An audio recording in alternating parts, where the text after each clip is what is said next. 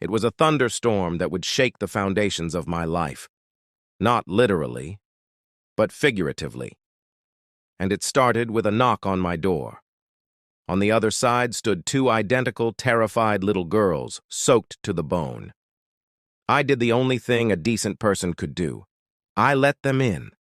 I gave them a warm meal and a safe place to sleep. I had no idea their father was a powerful millionaire, and I certainly didn't expect his reward to be the most insulting, degrading moment of my entire life.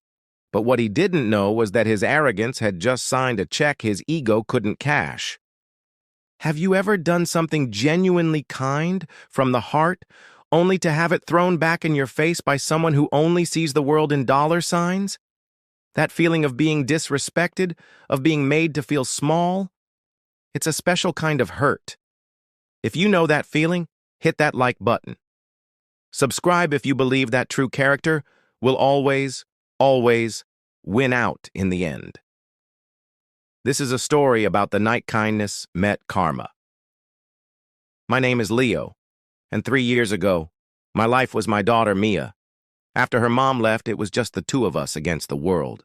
We lived in a small rented duplex that always seemed to have a draft. I worked 2 jobs, retail by day, stocking shelves at a warehouse by night, just to keep the lights on and mac and cheese on the table. We weren't poor, but we were fragile.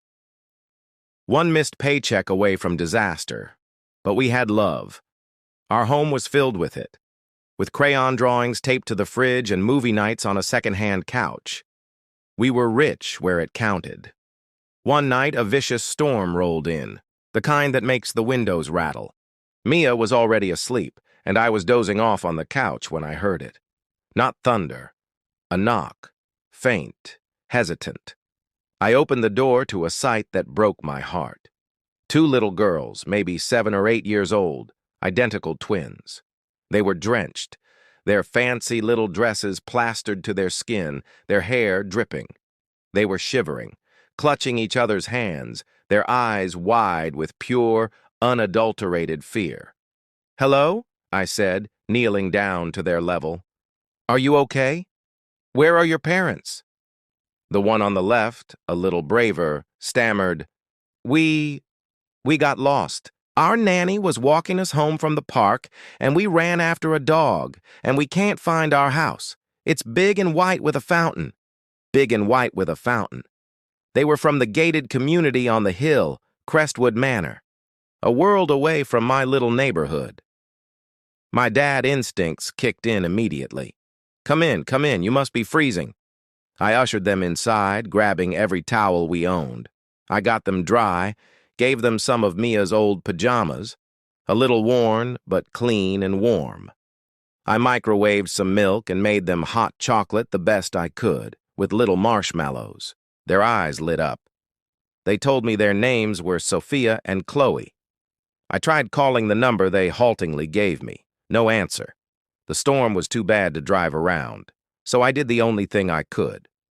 I set up a makeshift bed for them on the couch with every blanket and pillow we had. I let Mia sleep with me so they could have her room.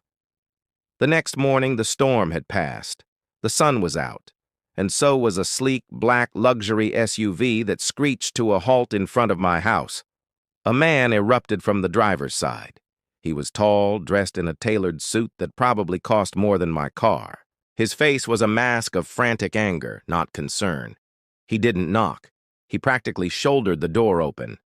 "Sophia! Chloe, what is the meaning of this? Get your things now." The girls flinched, their happy morning moods vanishing instantly. They scurried to his side. "Mr. Sterling, I presume?" I said, keeping my voice calm. "They got lost in the storm last night. They're okay. They're safe." He finally looked at me, really looked at me, and his eyes did a quick, dismissive inventory of my worn sweater, my second-hand furniture, the smallness of my home. His lip curled, just slightly. It was a look that said, "You are beneath me." "Yes? Well, thank you for not molesting them, I suppose. I trust your intentions were adequate." The words hit me like a physical blow. Adequate? My heart started hammering.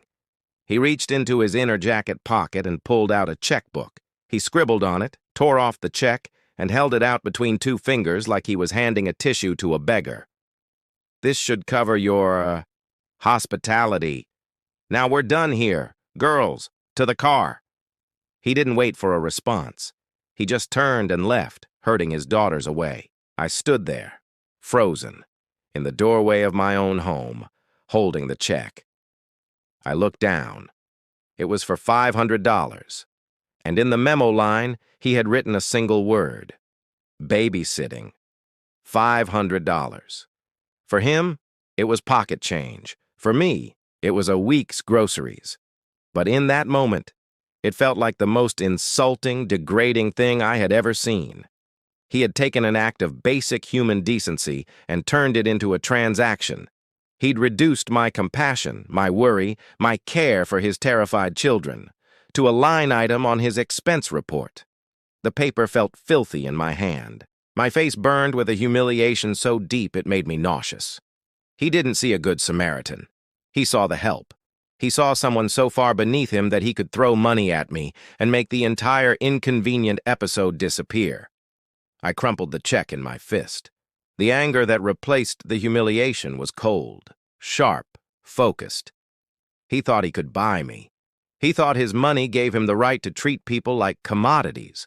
I was going to prove him wrong, but not by yelling, not by throwing the money back in his face. I was going to use his own weapon, money, against him. And I was going to do it in a way he would never, ever see coming. I didn't cash the check. I flattened it out and put it in a frame, a daily reminder of his arrogance. Then, I got to work. I found out everything I could about Arthur Sterling, CEO of a major investment firm, philanthropist. His public image was pristine, built on massive photo-op donations to the local children's hospital. He loved the spotlight, the pats on the back, the plaques with his name on them. That was his vanity, and that was his weakness. 3 weeks later, the hospital was having its annual Hope Gala, its biggest fundraiser of the year. And of course, Arthur Sterling was the headline donor and master of ceremonies. I put on my one good suit, the one I wore to job interviews and funerals. I walked into that glittering ballroom, a room full of wealth I couldn't even comprehend, and I found my way to the donation table. I waited until Sterling was nearby, holding court, basking in the admiration. I placed the framed check on the table in front of the event coordinator. "Hello," I said, my voice clear and calm, cutting through the chatter. "I'd like to make a donation, in the name of Arthur Sterling."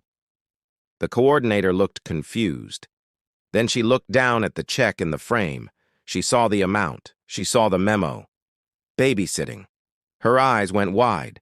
Sterling, noticing the commotion, strode over. "What seems to be the problem?"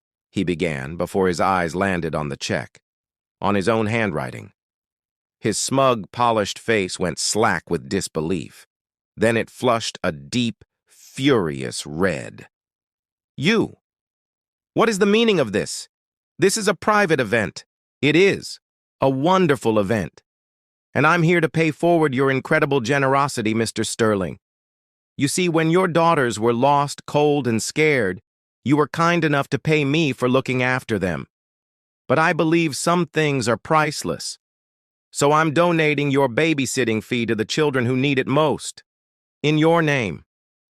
I turned to the growing crowd of curious socialites and donors. This check for $500 was Mr. Sterling's payment for me giving his daughters shelter from a storm, a warm bed, and hot chocolate. He felt that act of basic human kindness had a price tag. I feel the real value is in giving it away. So thank you, Mr. Sterling, for your donation. It will do a lot of good here. The silence was deafening. Then a slow, quiet clap started from the back of the room, then another, and then the entire room erupted in applause. Not for him, for the sentiment, for the moment. Sterling stood there, utterly exposed. His money, his power, his status, it was all useless. He had been publicly outclassed by a poor single dad in a cheap suit. The cameras were flashing, but they were capturing his humiliation, not his glory. He looked like a man who had just been told the price of his own soul and found it was worth less than a plate of mac and cheese. I didn't stick around. I just gave him a small, polite nod, turned, and walked out. The cool night air had never smelled sweeter. The weight that had been on my shoulders since he'd handed me that check was gone. In its place was a quiet, unshakable peace. I hadn't just gotten revenge, I had reclaimed my dignity. I heard through the grapevine that Sterling was the talk of the town for all the wrong reasons. The real victory, though, wasn't his humiliation. It was knowing that some things, kindness, decency, basic human respect, are currencies he could never afford. His money built him a mansion, but it couldn't buy him character. And that night, the whole city saw it. If this story of a humble dad serving a billionaire a slice of humble pie warmed your heart, then do this channel a favor. Smash that like button and subscribe for more stories where the underdog wins. Now I want to hear from you. What is the most satisfying way you've seen karma humble a arrogant person? Tell me your story in the comments below. Thanks for watching.